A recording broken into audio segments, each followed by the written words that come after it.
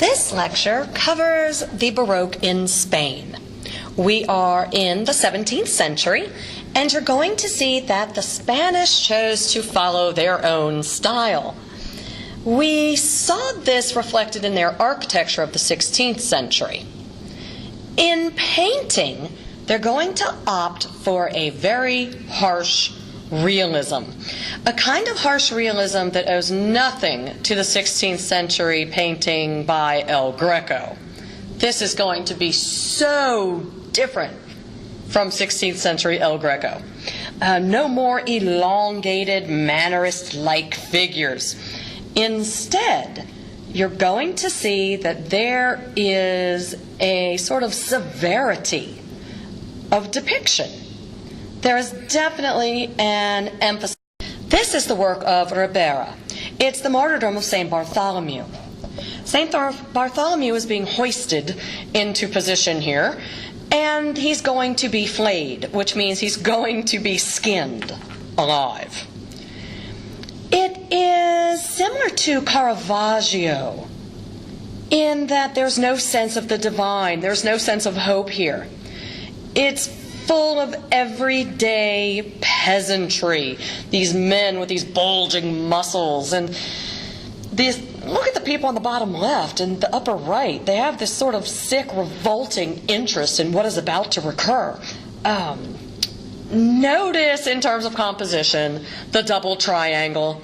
The triangle going up, which is of course cropped, and then the one going down pointing towards the face and body of St. Bartholomew. This is emphasis upon realism. It is severe. It is harsh. Zurbarán goes for a type of realism that is less harsh than what you just saw. Here are two paintings of St. Francis, both in meditation. He is contemplating his choices, his life. And there is a sense of spirituality here. That spirituality comes to you by way of the light. Look at that strong light that hits his side. He holds a skull as a reminder that he is mortal. His mouth is slightly opened as if he's in a bit of a gasp. His clothing has holes in it. Check out his elbow, for example. This is a symbol that he lives his life without worldly goods. This represents his staunch belief in Catholicism. Remember that Spain felt that its duty was to uphold Catholicism and to help spread it throughout Europe. Another tortured saint. Look at his flesh. You can tell that he is near the end. This saint sacrifices himself to free a group of Christians who are being imprisoned. The arrangement of drapery is very interesting here. Notice that part of his cloak is being held open by this pin of red and gold. That denotes his religious affiliation and is intended to arouse sympathy for him. You look further inside that drapery around his waist to find a plain robe with a rope belt. This reiterates the fact that the religious were among the poor.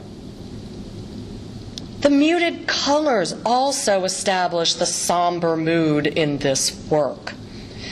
Very similar to Caravaggio is the manner in which the background is very dark with the figure well lit. Here, Zurbarán does that to emphasize sacrifice. Velázquez is like the awesome painter in Spain of this period. Many people still consider him to be the best of what Spain has to offer in the area of painting. The greatest. He made 2 visits to Italy. He had studied the work of the Venetians. Remember Titian and Tintoretto? He spent the vast majority of his life in Madrid as court painter to the king. Some of his paintings are mythological, some are everyday scenes, genre scenes. A lot of his paintings, however, are portraits of court people, court nobles. Velázquez is a master realist, and no painter has surpassed him in the ability to seize the essentials, the essential features, and place them upon the canvas with such sure, broad strokes. An amazing realist painter. The Water Carrier of Seville again shows some Caravaggio influence with that dark background and the brightly lit figure. This is a genre scene that is treated with such respect.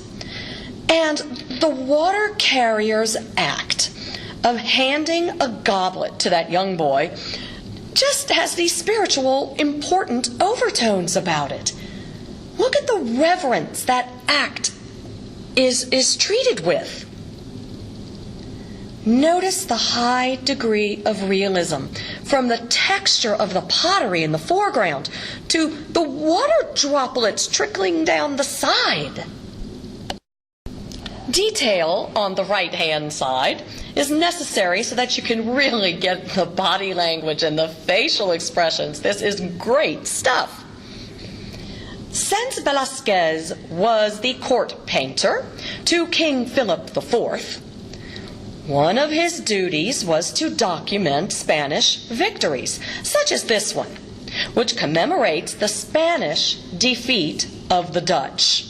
In case you're interested, it took place in the year 1625. The Spanish defeat of the Dutch. You see, the Dutch had escaped Spanish control earlier in the 1500s, but the Spanish wanted that territory back, and they fought very hard to win it. So this painting shows the Spanish troops on the right, the Dutch troops on the left. And you have the mayor of the town of Breda, in which this battle took place, surrendering the key to the city. He's surrendering the key to the city to the Spanish general, who graciously welcomes the mayor and gives him this very consoling pat on the back. Don't you just love it? Look at that body language. Here are a couple of portraits of King Philip of Spain. Velázquez has to spend a large part of his life painting in his very cool, detached way the appearance of the royal household. He has a very keen eye for selecting what was necessary, what was important for expression, and has a control of paint that produces exactly the desired effect. He had studied the work of Caravaggio. He had also studied the work of Ribera. And from them, he probably adopted a very limited palette. Lots of black, lots of neutrals, as you can see in his portraits. In painting these royal portraits, whatever interpretation he made, whatever emotional reaction he wanted to have, he had to keep to himself. It was the concept of royalty, the concept of courtliness, that was his task to paint, to portray, not individual personalities. Perhaps his greatest painting is Las Meninas. He includes himself in the painting. He is standing in front of that canvas there on the left, looking out towards you. He's probably painting the King and Queen of Spain, whose reflection you can see in your space, but in the mirror against the back wall. Well, in the center of the painting is their daughter. Her name was Margarita, with her two maids, her two dwarfs. Yes, the Spanish kept dwarfs in their houses for their children to play with. There's the puppy dog in the foreground. The governor and governess are in the back towards the right. What's so interesting about this painting are the two different directions of depth. You can go back deep into the painting. You see that open door in the back with this very obvious man standing on a staircase? He's there to show you that space recedes into the painting. You can go up these steps and keep going back into the painting. At the same time, there's a rectangular mirror just to the left of the open door, reflecting the King and Queen of Spain, and is your second indication that space comes into our direction, into our space. So we have two different spatial directions here at the same time, projecting into the space we're standing in with the King and Queen, and then receding deep into the painting by going up the staircase. This is also a genre scene, a scene of everyday life in the artist's studio, a gathering of family members at the same time. So we also have a group portrait, a family portrait. Everybody's included. The artist's presence in the painting represents his desire to be recognized as a great artist, but it, more importantly, represents his desire to be a member of the inner circle, a member of the inner circle of the royal family. Fantastic use of light. Start from the right and go to the left, or start from the top and go to the bottom. It doesn't much matter. Look at the soft, gradual transitions that give real atmosphere to this painting. There's no dark directly next to a bright. There are transitions, there are gradations of tone. Figures are suggested by the presence of light, by the gradations of tone.